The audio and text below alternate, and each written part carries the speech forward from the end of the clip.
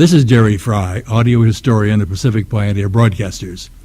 The following is the professional history of a PPB member told by himself in his own fashion on June 11th of 2007. These interviews are being audio taped in order to compile firsthand a living history of the members of our organization and stories of their professional experiences. Many of our members began in what is called the golden age of radio and television, and this is an attempt to preserve as much data as possible for succeeding generations. This recording is not intended for broadcast without first obtaining permission from Pacific Pioneer Broadcasters. And with me today at the rather historic Sportsman's Lodge in Studio City, California, is the other Ray Charles.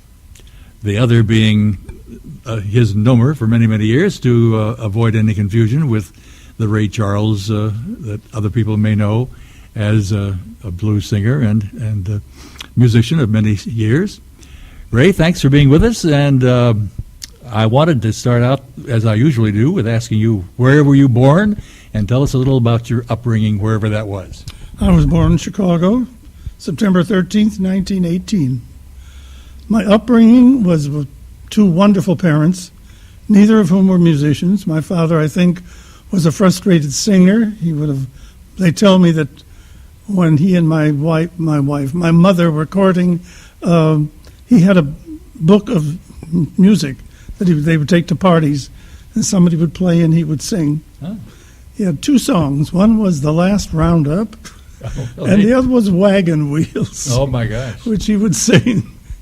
But they encouraged me all the time. There was never any question about whether I was doing the right thing in becoming a singer. When did you develop an interest in singing?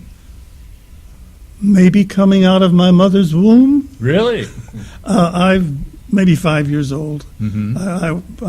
I sang. Uh-huh. They discovered I just sang. I liked to sing.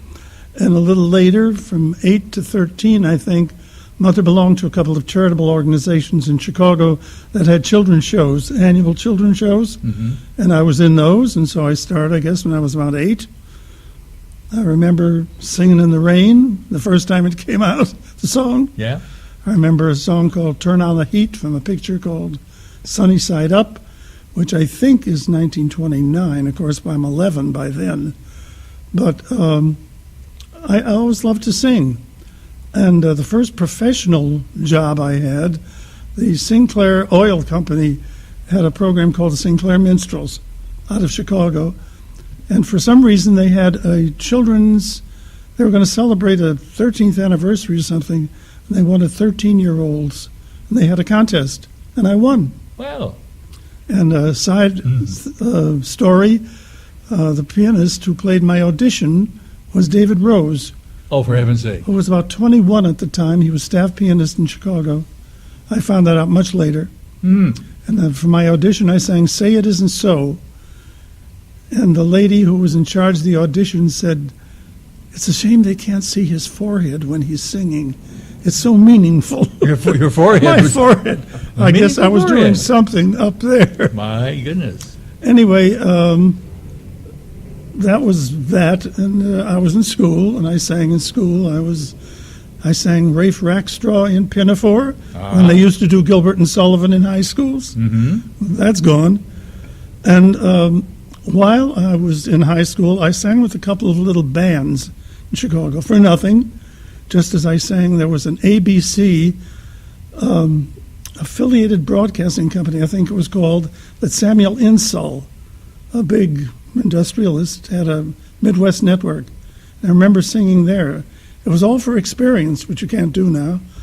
But one of the bands, I was singing with them at the Medina Athletic Club. A man came up to the bandstand one night. I was in high school, and said, he gave me his card, and he said, "We like the way you sing. Why don't you come up to our office tomorrow?" And I did after school, and it was a little advertising agency, and they had a fur company on Michigan Boulevard that they had 2 15-minute spots a week on WENR. Mm-hmm. And they said, "We like the way you sing. How would you like to do our programs?" And here I'm 15 years old. Wow. 16. And I'm thinking, wow, sure, I'd love to. And he said, what's your name? I said, Charles Offenberg. He said, oh, really? What name are you going to use? Oh, And my middle name was Raymond. uh-huh. And in 30 seconds, I became Ray Charles. Oh, for heaven's sake. Your name had been Charles Raymond Offenberg. Offenberg. I see. And I worked from that point on as Ray Charles. Now, at that point, the No, other Ray Charles. Ray was 12 years younger than me. I see. And then I was taking singing lessons. I worked. I started college, Central YMCA College in Chicago, and I met Norman Luboff my first day at school. Yeah. And we were friends forever. But that summer, I had been taking singing lessons, and my teacher sent me over. The Federal Theater was doing a review in Chicago. Most people don't know about the Federal Theater. Mhm. I don't. The Works Progress Administration during the Depression. You remember the Depression. Yes, I do. And they started, amongst other things, they had the CCC. They had all kind of work progress things. Mhm. And the Federal Theater was one of them, and they were doing a review. My teacher sent me over for an audition. I got the job as the juvenile. Wow. And so I was in a Federal Theater review called Oh Say, Can You Sing? Mm. We rehearsed, I think, for 6 months. That's a government job. Yeah. And then we played for about 6 months, I think. Now, I assume from your speaking voice you were a tenor and have been all those Yes. ever since? My voice is very high today. I'm very conscious of it. Kind of a second tenor, not the real high tenor. And one of my dressing room mates was Buddy Rich, Oh, for him. who was a tap dancer, drummer at the time. Wonderful tap dancer. I didn't And know that. I just knew him as a drummer. yeah, and Buddy was probably 6 months older than I was. I think I was 18 and he was 19, something like that. And from there, I just start singing. Bob Trendler was a choral director in Chicago, and I auditioned for them, and they gave me work. I worked at WGN. I did the Chicago Theater of the Air, which is where I learned a big repertoire of operetta songs. And then I worked at a show at WBBM with Edgar Guest. Let Me Build a House by the Side of the Road and Be a Friend to Man. And we did shows at NBC at the Merchandise Mart. And I was keeping fairly busy. But, and I got married. I met this wonderful lady. She came in from Elgin, Illinois, and there was an opening for a job at Chappell and Company, the music publisher, and she answered, and she got the job, and I met her the day she came to work, and I thought, well, she's okay, you know. But then she sat down to play, and I fell in love. Wonderful pianist. Wow. And 3 years later, we got married. That was How wonderful to have a pianist in the house. yes. And then she stopped playing, strangely enough. Oh. But when she played, it was terrific.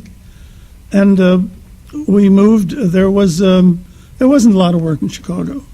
And I remember on my birthday, my folks took us out to dinner, and my wife said, "You know, there must be more work in New York. Why don't you go there? And see what's there." So I went. I was going to stay for 2 weeks, and this would be 1942, and we had a baby by then, and a man named Paul Kapp, who was the brother of Dave and Jack Kapp, who started Decca Records, had been an agent in Chicago that I knew, and he was in New York, and he set up auditions for me with Lynn Murray and Ray Block and Maya Rappaport, who were the big choral people. I had done solos in Chicago also after my little show for, I guess it was 13 weeks it went on, for whatever fur company that was, the Miller Fur Company, I think. And so anyway, I remember auditioned for, the first one I made the appointment for was Lynn Murray, who was a very big choral director in New York, and he shared an office with a man named Jeff Alexander, who came out here later and did a lot of movie work. Yes. And I went up to see Lynn, and he wasn't there, but I sang for Jeff. And he said, gave me something I sang Nobody's Heart, and he gave me something to read, and I read. And they had a wonderful secretary named Rose Gray, who was right out of fiction, heart of gold and a hard crust around her.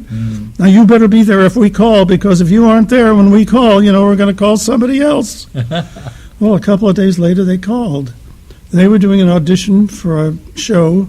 It would be called a pilot now, I guess, with John Charles Thomas and George Nesbitt, who was going to tell stories, and Mark Warno and a large orchestra, and a male chorus. And I went, and we rehearsed, and much to my surprise, Lynn had never heard me sing. And yet the first thing that we did, I can't remember if it was a medley from This Is the Army or whether it was I Left My Heart at the Stage Door Canteen. But there was a solo for me. He had never heard me. And there I was, singing with this chorus, and I had this 8-bar solo. I stood there Dunkin' Donuts till all she had were gone. And anyway, I worked then for Lynn. I stayed in New York and brought Bernice and Michael, who had his first birthday that December in New York. And the work just started coming in. I was a substitute on the hit parade for 20 weeks. One or other of the 2 second tenors was sick for 20 weeks. And who were the headliners on the show at that time? Barry Wood and Joan Edwards. Okay. And Mark Warno in the orchestra. And I had done a little arranging in Chicago. It was the time of the Merrimacs and that kind of quartet, the tight quartet. And 3 of the other people in the choir said, we ought to have a quartet like that. I said, that's a good idea. He said, you be the arranger. I had never arranged even furniture in the house. You knew how to read music, I assume. I knew how to read music, so I said, oh, okay. And I can still remember the first thing I tried was This Can't Be Love. So that kind of gives a date to when this all happened. And we sang it, and I thought it was terrible. And I took it to Bob Trendler, and he showed me what was wrong. And that was my arranging lesson. Where did you learn to read music? Where did I learn to read? I don't know exactly. I know I had a cousin, an older cousin, a lady, a woman, girl, who played piano. And I remember staying at their house. Our apartment was quarantined. My sister had something, and I had to get out and stayed with my aunt. And my cousin had all this dance band music, printed orchestrations. And she showed me where the notes were, and I got to know that. I see. And, of course, in high school, we had chorus, and I learned to read there. And I'm always amazed these days. It seems like a number of singers claim they don't read music, and yet they're wonderful musicians in their own right. They have great ears. They can hear. I know a lot of people who can't read music. Well, Glenn Campbell's a good example, who doesn't read music. And he was a big studio player and guitar. Yes. But the story is that the first time they ran it through, he dropped his music on the floor and was picking it up for 3 minutes while he heard the whole arrangement. And by the time they were ready to do a take, he knew it. Oh, my gosh. He had great imagination. And if he had a solo, he would ask somebody, how does this go? And he'd hear it once, and he'd hear it get once. Has great ability. I don't think I can duplicate that fast. Wow. But I learned to read, and I read well. And did you have any aspirations to go on to other types of singing, operatic or? Well, when I took singing lessons, I sang opera. You did. But the voice was light. It wasn't, because every once in a while I'll go to the opera, and I said, oh, I know that aria. I studied that. But it was a light voice. It was not big. No Domingo in me. But just right for recording later on. It was right for, yes. Yeah. And so anyway, so I did that little arrangement. And when I got to New York, I was singing. I know by the time I got drafted, I was in the Navy, I was doing 10 shows a week. all chorus. No, some were solos. I was on Manhattan Merry-Go-Round, and it was Friday on Broadway and American Album of Familiar Music, which were all Blackett Sample Hummert shows. And I can still hear the theme songs of those shows. Manhattan Merry-Go-Round, Yep. touring a luring old New York town, and so forth. Let's see, what else? Schaefer Beer, we did 3 days a week, 15-minute show at NBC. Celanese with Gene Tennyson, and who was married to, I think, Mr. Celanese, and George Sebastian was conductor. What else? Well, eventually, as I say, then we put a quartet together. I did put a quartet together called the Double Daters. And we did, for a season, 39 weeks, we did a show for Colgate-Palmolive called $1 Million Band. Al Goodman had the orchestra. And the gimmick on the show was they had a major band leader as a guest every week, as if it were his band. And Barry Wood was the star of the show, and Evelyn Knight was the girl singer, and the Double Daters. And in the meantime, I was doing a lot of recording, singing, arranging, and contracting. And as I say, I was doing 10 shows a week when I went in the Navy. I had the cushiest job in the world in the Navy. I was the choral director at the Wave Training School in the Bronx. Really? Hey. And my function was to train, that was the singing platoon. That was 80 waves. We had a new shipment every 2 weeks, and they were there for 6 weeks. And the day they came in, they had their choice of, if they wanted me in this platoon, I auditioned them from 8 o'clock in the morning until the last ones came in, sometimes 10 o'clock at night. I needed 80, and I wanted to be sure I got the right ones. It was amazing how many women sang and read music. Wow. I think I had a lot of music teachers in that group. Now, what was the mission of that platoon, to go out for recruiting purposes? Recruiting, bond drives. We had 2 CBS radio shows a week up there. I'm trying to think the announcer's name. Bill. It's a terrible way to identify him, but he was a cripple. Bill Cullen. Bill Cullen. Bill Cullen. Yes. He came up to the Bronx twice a week. We did half-hour radio shows. For that, the singing platoon sang, and there again, I had put together a quintet called Four Gobs and a Goblet. That'll make you cringe a little. But that's... but it was a good group. We had, the band was really mostly New York musicians. It was first class. And in fact, the leader when I got there was George Cates, who later was with Lawrence Welk. Sure. And when he left for Washington, the man who should have been the leader played violin and saxophone, and we couldn't spare him to lead the band. I became the leader. So that was my introduction to conducting an orchestra. I had conducted some choirs.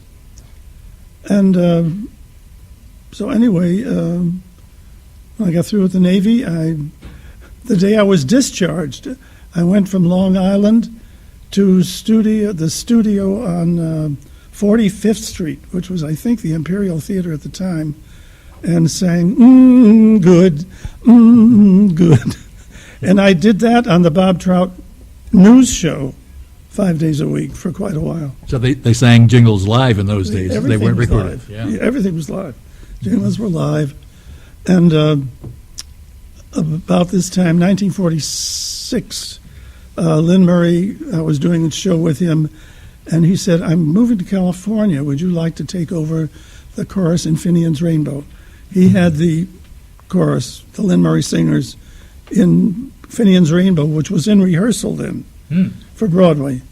And I said, sure. He said, everything's written. It's just a matter of keeping him in line, be sure everything's sung right. And so I did that, started in New York, and then I was still doing all this radio show. And then on matinee days, I would go down to, when they went to Philadelphia, I'd go to Philadelphia and take the train back. and get to Penn Station and get up to CBS for 7 o'clock so I could sing, good. Man, well, boy, was that a jingle that lived Yes. on for years and years, huh? And then, Finian's Rainbow, I live in Thousand Oaks, and there's a fellow in Thousand Oaks whose name I can't remember, who was in the original cast of Finian's Rainbow, a little fellow who teaches drama in Thousand Oaks, and I can't remember. well, it's hard to say. his The name. original cast was Ella Logan, Yeah. David Wayne, Donald Richards, Albert Sharp. Those are the principals. This fellow had an Irish name, I believe, but I can't remember what it is. Anyway, Yeah. not important. Anyway, and what happened there was I had the choir. I was kept touch. And one day I came to the theater, to just check up on how things were going. And Milton Rosenstock, who was the conductor, he opened the show. Mhm. Said, "Why don't you sit next to me tonight?" I said, "Oh, okay. Watch the show." So I sat next to him, and he said, "Come back tomorrow." And I went back the next day, and he said, "Why don't you sit next to me tonight?" It's okay. And then he said, "Come back for the matinee tomorrow." And when I got there for the matinee, he says, "You're doing this one." What? Gulp. Yeah. Surprise, And- surprise. And I didn't realize it was my audition. Because he had to leave. He had a a previous commitment with George Abbott to do a show called Barefoot Boy with Cheek. And they were taking him up on his commitment. And so the producers and the director and Burton Lane, the composer, and Yip Harburg, the lyricist, and I think maybe Michael Kidd, who was the choreographer, were all there. And I got the okay. So I conducted 75 performances and also did the original cast album. Oh. But after about 75, they came up to me and said, "Max Meth, who was another Broadway conductor, is holding us to a verbal commitment. It seems like when Milton told them that he was leaving the show, they spoke to Max Meth. They said, I guess he said, if Milton leaves, you can do the show." So anyway, it was enough. It's really the most boring job you can think of because you can't deviate one tempo at all. Yeah. I did one night, and I can't repeat to you what Ella Logan said to me, the intermission. No improvisation allowed Yes. from the pit. Huh? Yes. But anyway, what happened? Let's see. Well, the hit parade went to California. Frank Sinatra wanted to take the show to California. And then I read it was going to come back to New York. And I wrote to Mark Warno, who was conducting, and said, I'd love to, if the show's coming back, I'd love to have the choir. And I never heard from him. And then about a month later, I get a phone call and said, "Hi, Ray, it's Mark Warno." I said, "Oh, I wrote you a letter." He said, "Oh, I've been driving across the country. I didn't get it. But would you like to have the choir on the hit parade?" And so I had the choir on the hit parade for 7 years. Wow. And then during that time, there was Perry Como was doing a radio show, and there was a quartet called the Satisfiers. And one of the fellows, Art Lambert, was arranging for them. And he was in the group, and he called me one day and said, "I've been doing all the writing, and everything sounds the same to me. Would you do some arrangements for us?"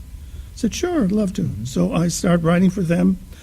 And then the producer, I think it may have been Bob Moss at that time, asked me to do some opening numbers with Perry and the Satisfiers. And that's really the first time I met Perry. And I can still see the scene now. I brought in something with a sketch and a part for him, and I went over to him and started showing it to him, or maybe singing to him. And I got this look from him and said, "Who is this that's telling me what to sing?" It had that look. Yeah. Perry read music. You asked about Oh, he singers. did. Uh-huh. Perry played the baritone horn in the Sons of Italy marching band in Canonsburg, Oh. Pennsylvania. Ah. So he could read music. And anyway, and then the first time I recorded with him, I think, is he came back from California. He did the picture Words and Music, the Rogers and Hart story. And he was going to record two of the songs, Blue Room and With a Song in My Heart. And there was a chorus, and I got a call from RCA or whoever to get a group. And that's the first time I recorded with him. And it was like being in church. I mean, it was quiet around Perry. I was going to ask. I was going to ask you what was your first impression of Perry Como? Fear. Said, who is this? You know, it's like God. They were so cautious around him. And it changed. Yeah. We became very close. Was that because he was demanding, or they were? He was a star. Ah. You know, they're getting the star treatment. Uh-huh. Don't ask him anything. Don't touch him. You know. But we always read that he was so laid back He that was. he really didn't care about At that point, I don't know. He had just come from Hollywood, and this was a big song with a big orchestra, and it was in 3A at NBC. And but anyway, little by little, they used me more and more, and eventually I had the choir on the show when they needed one, which was mostly at the holidays. It was Easter, Thanksgiving, Christmas. I don't know, when Roosevelt died, I got a call. Oh, I know, I was in the Navy, and they used the girls on the Como show that day.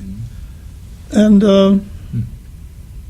where do I go from here? Well, we're in radio still, right? Yes. So Yes. transcend into television now. Well, that's all right. Como, in 1950, he went to television, and that's when I started working full-time for 35 years.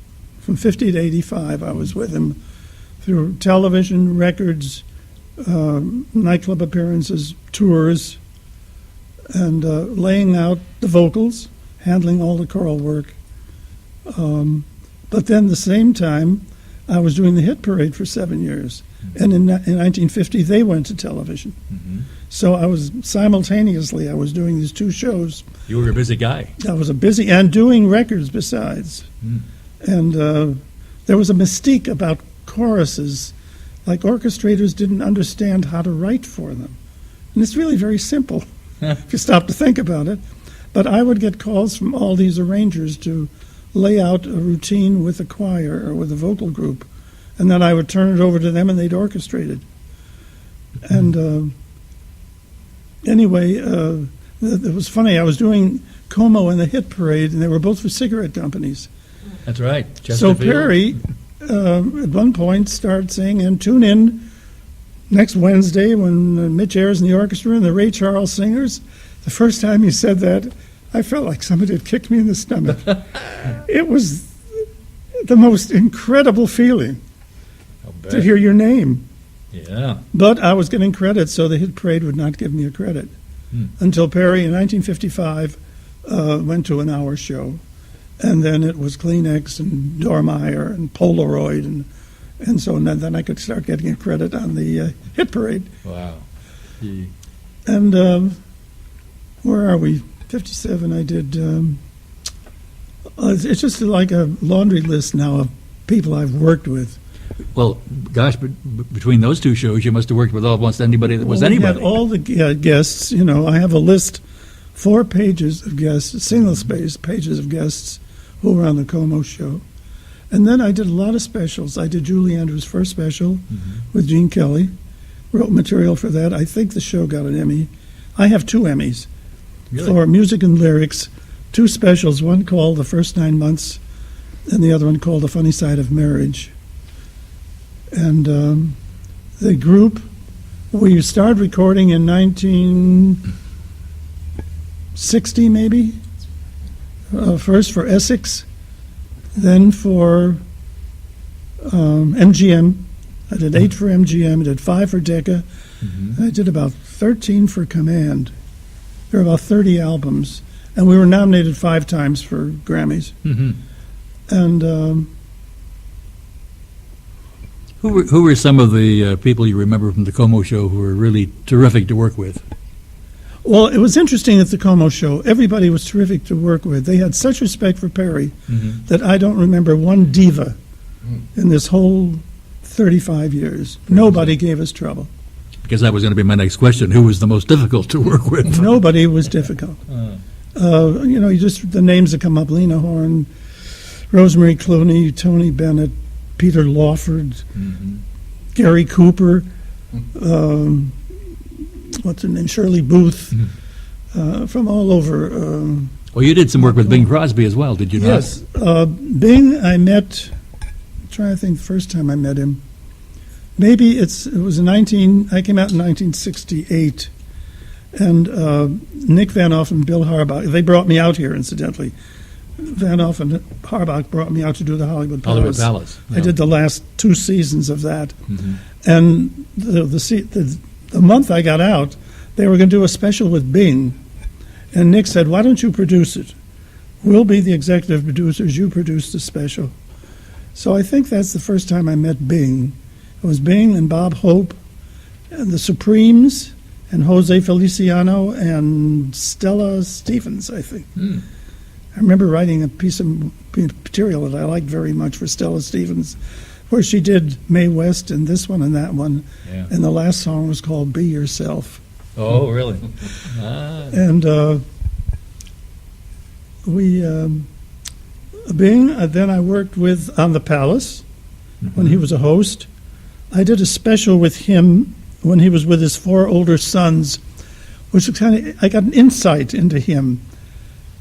He was very precise about learning material. He seemed very loose when he was on the air. Mm-hmm. That's only because he knew what he was going to do.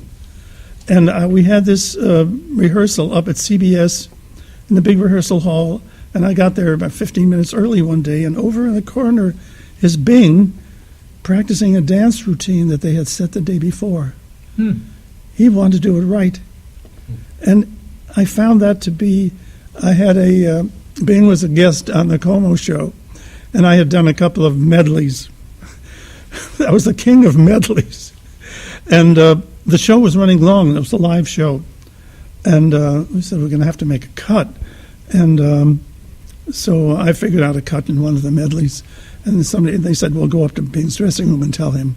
And so I went up and I said, we're going to make this cut from here to here. And he said, yeah, that's fine. When are we going to rehearse? I said, oh, we aren't going to rehearse. He said, oh, yes, we are. We're not going on the air without rehearsing. And they called the band back 15 minutes early to go through the cut. And I found him wonderful to work with. He was very bright. He was very well read. He was so laid back. But he knew everything that was going on in show business and in business too, I think. He did pretty well with that, yeah, Alltech? No, Ampex. Ampex, yes. Ampex, yes, indeed. And what else? Tell us the story about, I read that you had something to do with Cuando Caliente del Sol. Oh, Cuando Caliente. The recordings that I started doing with the choir, I wanted a soft, intimate sound. To me, a song it's between you and me. No matter how many people are singing, it could be a 20-headed a thing of my voice singing a love song to you. And so I didn't like belting, especially a chorus. And so the first 8 things we did were for Essex at Capitol on 46th Street. And when I was coaching the choir, I said, softer, softer, softer. We got to a point where they blended like that. I said, that's the level. And so we're recording now, and we're singing softly, and I go in the control room, and the engineer said, you're going to have to sing louder than that or we can't pick it up. I said, why? He said, because there's surface noise. I said, that's your problem, not mine. That's the way we're singing. Yeah. And so the first impression of the Ray Charles singers was a soft, romantic sound. And again, Essex Records was a fellow in Philadelphia named Dave Miller, I think. And I found out later that it was a 10-inch LP, and the cover of it was a naked girl with a piece of chiffon draped over her. And I heard that in a couple of stores that were across the street from churches, they had to take that out of the window on Sunday. Oh, dear. But the Cuando Caliente, we had done that. My wife and I were on a cruise, and they had a wonderful little Italian band, and they played this song. And I was struck by it immediately. I said, what's that? And they played it fairly often. I went up to the band leader. I said, what's that song? He said, it's a Mexican song, Cuando Caliente del Sol. I said, oh, do you have a copy? He says, no, I don't, but that's the title. So when I got back to New York, I got a copy of it, and went over to Enoch Light. I was recording for Command at the time. He said, I'd really like to record this song. I said, sure, whatever you want. He was great about that. I could record whatever I wanted. Mm-hmm. And so we recorded it, and it's loud. It was different than anything I had recorded before. Mexican. Because that's the way it was supposed to be. Yeah. Love me with all your heart. Oh, boy. Triplets.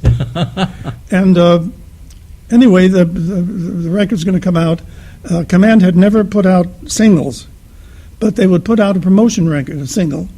And they put out Hello Dolly was in the same album. And so they put out Hello Dolly and Love Me With All Your Heart on the B-side. And the same week that my record came out, Louis Armstrong's record came out of Hello Dolly. And there was no question which one they were going to play. Sure. But a wonderful lady in Philadelphia turned the record over and started playing Love Me With All Your Heart. And it caught on like wildfire. Command didn't know what to do. They'd never put out a single before. And all of a sudden, it's climbing up the charts.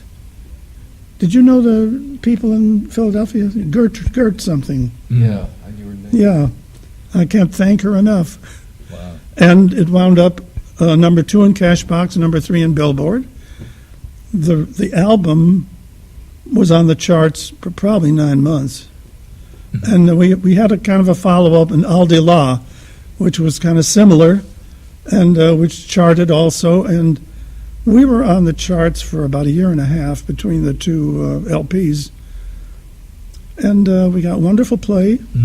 Thank you. And I remember Cuanto Caliente del Sol very well. I remember Al de La also, because I think I used to play it on the radio, but I can't remember the melody. How does it go? Al de La. Da da da da da da dee da da da da Al de La ba ba ba ba ba ba ba ba ba ba ba ba ba Yeah. da da dee da da da da dee da, and so forth. Yes. One of the big thrills in my life, I was walking down Broadway one day past the Colony Record Shop where they played record speakers, out on the street. Mm-hmm. And I saw they were playing Love Me With All Your Heart, and I saw a kid in front of the store dancing to it. I said, oh, God, I've made it. Yeah, yes. Speaking of kids, what was your involvement with the Muppets? I understand you had something to do with those. The Muppets. Oh, I didn't mention my kids, did I? No, you did. Well, yes, you said you had some. But. Three wonderful kids. Michael, my oldest, was a film editor in New York. He is 65 and retired, if you can believe that. Yeah. And John, who lives out here, is an arranger. He's been writing for American Idol, and he's done a lot of work. Oh, John and I and Wendy, my daughter, all worked on Sha Na Na Oh, you did? for 3 years. Oh. That was the hardest job I've ever had in my life. It was just unbelievable. Why is that? Because, first of all, I didn't want the job. The producers were friends of mine. And I didn't do the pilot, and they called me and said, we'd like you to do the show. I said, I can't do that. I don't know that music. I wouldn't embarrass myself by exposing myself to something that I don't know. I can't do that. They said, you don't have to. They know all the songs. We need a teacher, a principal there. They're animals. Yeah. Oh, boy. So I said, okay. Well, it turns out that the songs they knew were the ones they did in their act, 15 songs. They knew, they had heard all the other songs, but they'd never performed them.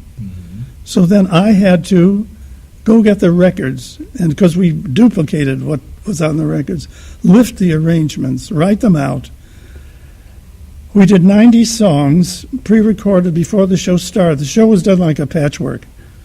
All the Sha Na Na songs were done at the same time.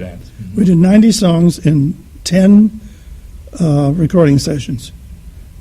9 songs in each one. Monday, Wednesday, Friday, Monday, Wednesday, Friday, Monday, Wednesday, Friday, Monday. Like that. And then we would, and in the morning, we'd do the instrumentals. And then the afternoon, the fellows would come back and do the vocals. And by the time, and then they'd go in the studio and start shooting them. It was exhausting. I bet. And so after 6 weeks, they picked up the show, And I brought my son John in to help because there's no way I could have done it alone. Mm. So he and I did 3 seasons of Sha-na-na. And he did the 4th season alone because I bumped into a friend one day at Nate and Al's who said, "How would you like to go to London and do the Muppet Show?" Most people don't know that the Muppet Show was done in London. Yep. I knew that because I visited them one time. Yes. It was a thing where Jim Henson had submitted the show to the 3 networks, and they said, "Oh, that's a cute kids show. We'll put it on Saturday morning." He said, "It's not a children's show." And they wouldn't give him more than 13 weeks. But somebody from Lou Grade's office knew about the show and told Lou Grade, "I think we should do this show. This is going to be a good show."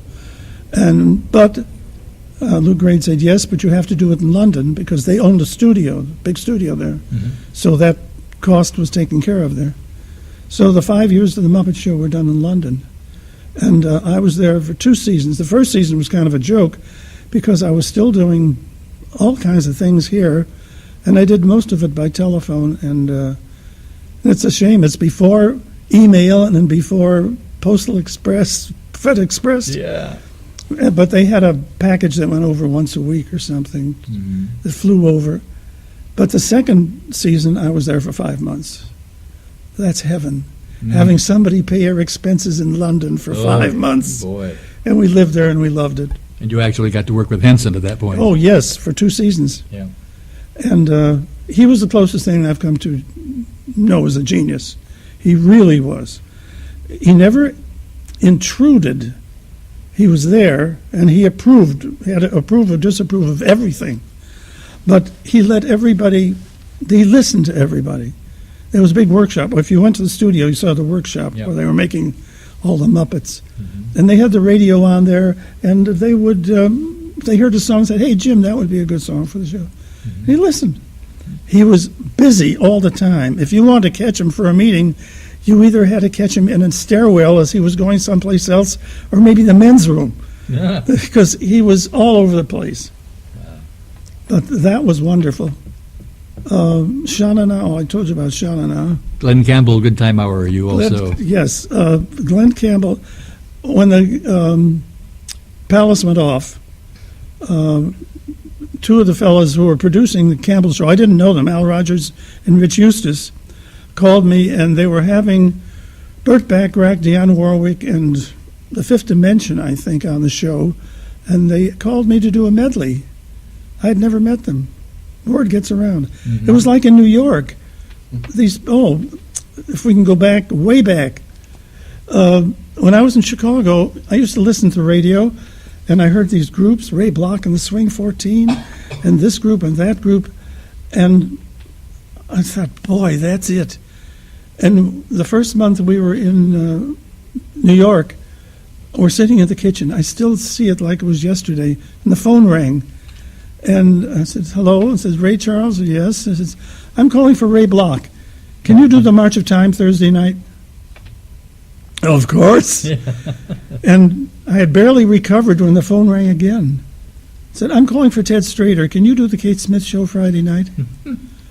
And I don't know how they got it, but other singers, fellas, must have said, "There's a new kid in town, and he's good, and if you need somebody, call him."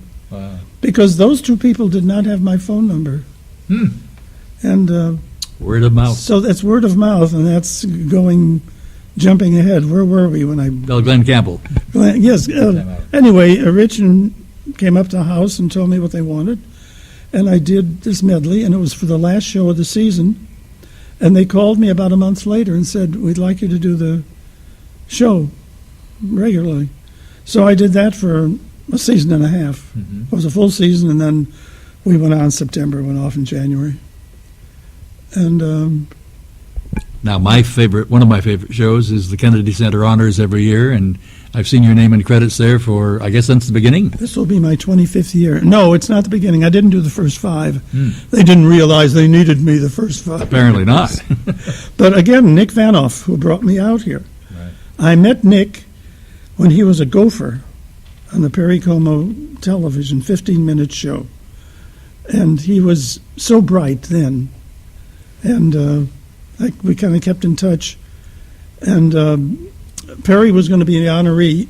No, Sinatra was the honoree.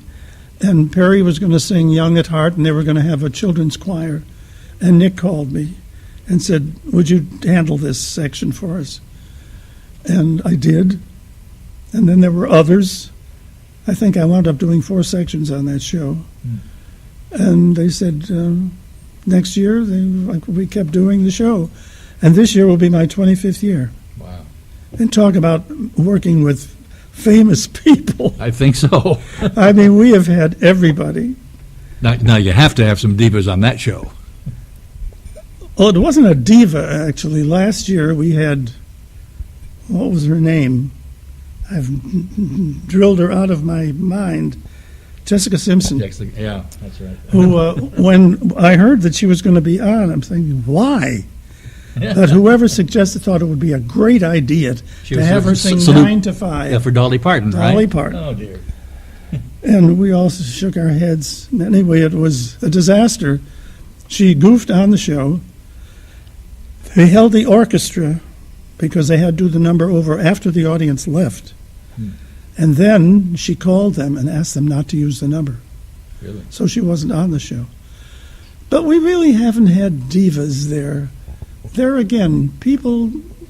It's a prestigious show. It's a prestigious show, and they may have had them backstage or in making deals or something, but I've never run into that kind of thing. I've often wondered how long do they keep the audience in the theater, because it's done in segments. It's done Straight through? as a straight show. The thing is, about an hour is cut out of the actual show for the 92, 93 minutes, a 2-hour show. 2 hours. Yeah, it's a 2-hour show, but it's only 90 minutes of entertainment.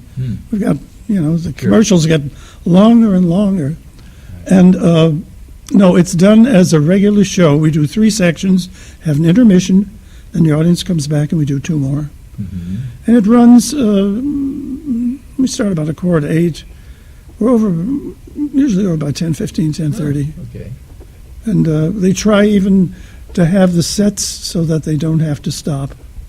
Occasionally they can do that, unless it gets very large. And I think the funniest incident I can remember is when we had the Russian Army chorus and dancers on the show. And we saw them, we had a video of what they, in their tour, they did a square dance and I don't know, something, Star Spangled Banner or something like that. And that's what we were going to have them do. Well, they were doing a concert someplace that afternoon, early afternoon, and they were all going to fly into Washington. And so the show had been blocked by what we had seen on the video. And, it was all blocked out and everything. And they arrived during the show. And Nick Perito was conducting at the time. And during the intermission, we were introduced to their conductor or their choral director or whatever, and he said, we're so glad to meet you, and I'm trying to think if we had to make a cut, or maybe not.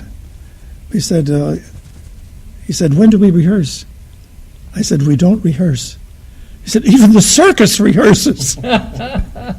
But it was a great number. Was it? Yes. I think I remember that. Yes. Yeah. Stage full of people. Oh, that was the first time we ran into the thing where the conductor is behind the performers. The stage is tremendous there. And mostly now, the orchestra is upstage and the performers cannot see the orchestra. So I sit in the first row, and if anybody needs conducting, I conduct from there. You may see my hands, the top of my head from time to time. But I've often wondered about singers who, you see singers that have speakers right in front of them, or headpieces in their ears, and yet others come out several feet in front or behind an orchestra and sing just fine without all that. There's the one of the problems. Now, what was I going to say? Something that's happened recently. Up until maybe 5 years ago, we never had cue cards and no teleprompter. The presenters have these 3x5 or 5x7 cards on the lectern, which we expect. And everybody's supposed to know their songs and whatever. But now that we've run into these young performers who don't know the songs they've recorded, we find that we have to have cue cards Yeah. down in the first row, sitting next to me. Oh, dear. And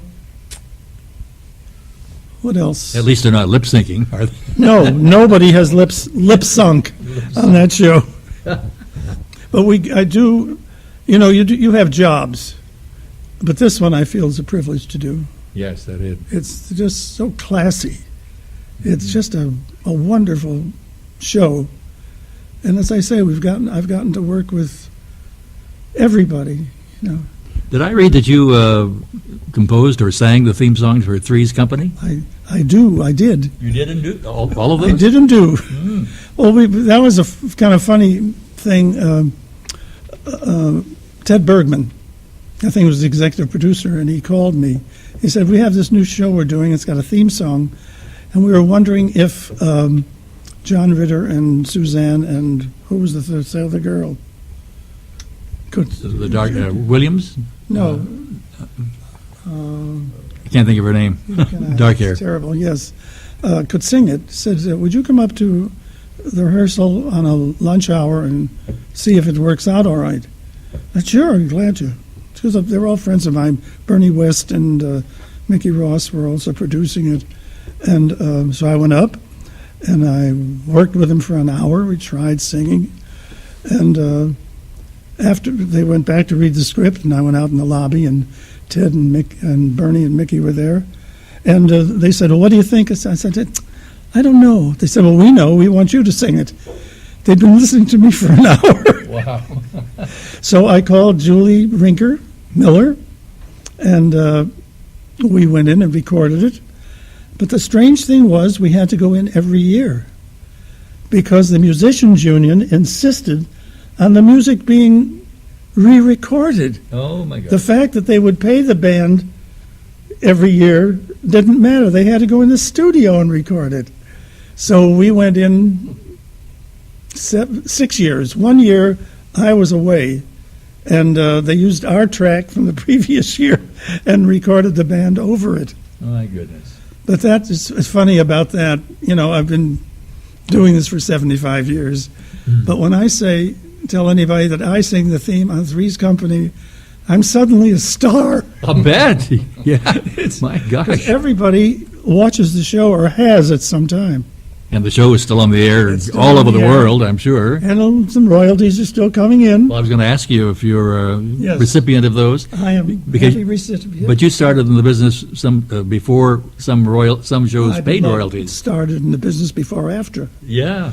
Yeah, gosh. I'm one of the charter members in Chicago. I'm always amazed at people who were in programs in the 50s, for instance, that were big stars that now get nothing. No, Unbelievable. but what else can I tell you? What else did you read?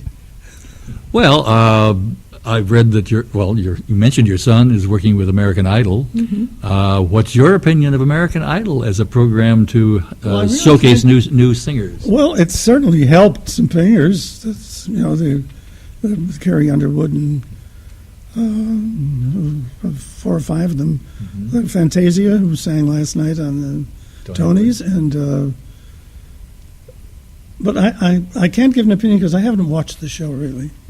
I watched once one of the early ones, and I was so put off by the fact that they televised these kids who were, no talents. Yeah, It's a- wannabes. a circus. It was, and they're rude to them. And the one I've enjoyed is Dancing with the Stars. That's very good, and that's a wonderful orchestra. Yeah.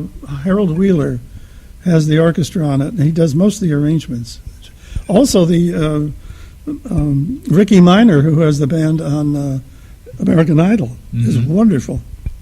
When they don't use the band for the first 6 or 7 weeks, I think, while they're getting rid of the dross. And then I know John starts writing about the last 6 or 7 weeks. And there are 6 arrangers on the show because everything comes in late. He gets his assignment Thursday night or Friday morning, and it has to be in by noon on Saturday. And But what do I watch? I watch Boston Legal. Oh, I do too. Love Yeah. Boston Legal. I watch Jon Stewart. Mhm. I watch Charlie Rose. I watch Bill Maher. And not a lot else. I don't watch much television. I play records. I waste time in front of the computer. And I love theater. I love movies. I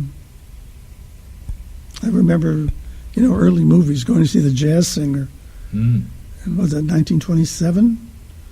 What was I, 9 years old? And music has been my whole life.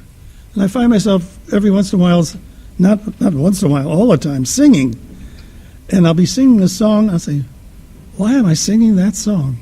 I have no idea where it came from. It'll be some obscure thing or some I haven't thought of for years. But it came back. And all of a sudden it's in my head and I'm singing it. Why am I doing that? Yeah. You mentioned the Tonys. I watched last night, and I was not familiar with Raul Esparza, I believe his name is. He should have won. Really? I feel. Yes. I didn't enjoy his voice. That his tremolo, his vibrato bothers me. You didn't notice that in the theater. Strangely, I was very surprised by that. That fast vibrato. Yeah. And he's wonderful in the show. I've seen. I think I saw all the shows. I lived in New York for 26 years. Right. And we used to go to the theater twice a week. We loved it. You could afford it then. Sure. And we went to see shows that couldn't get on the boards now. Boy Meets Girl, The Moon is Blue, these silly little comedies, but they ran.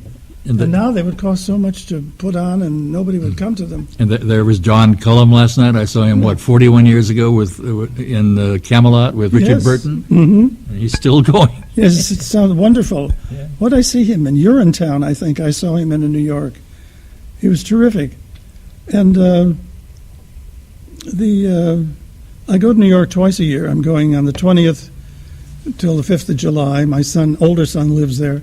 And we go to the theater, and then I go over Christmas and New Year's. Mm-hmm. I miss the energy of New York. I don't miss living there. No.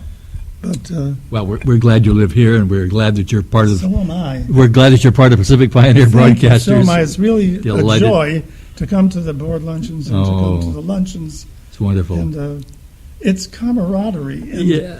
One of the things about this kind of gathering is you don't get to see the people. You get to see the people you don't get to see. Yes. In New York, you walk down the street and you invariably bump into someone you know. Yeah. Well, you don't walk down the street in Los Angeles. Not at all. Not at all. Well, we've been talking with Charles Raymond Offenberg, better known as the other Ray Charles. Oh, when that started, I did the 30th anniversary of the Muppets, and I was a musical director. And I was over at Andrew Solt was producing it, and I was over at his office and watched parts of the show, and I see that Ray is going to be singing Being Green with Kermit. And I said, wait a minute. When that crow goes by and it says musical director Ray Charles, they're going to think it's him. I would like my credit to read The Other Ray Charles. The other Ray Charles has stuck with you. Ever since. It surely has. Ray, it's been wonderful talking with you. This has been recorded at the Sportsman's Lodge on June 11th, 2007. And this is the audio historian of Pacific Pioneer Broadcasters, Jerry Fry, thanking you for listening to us.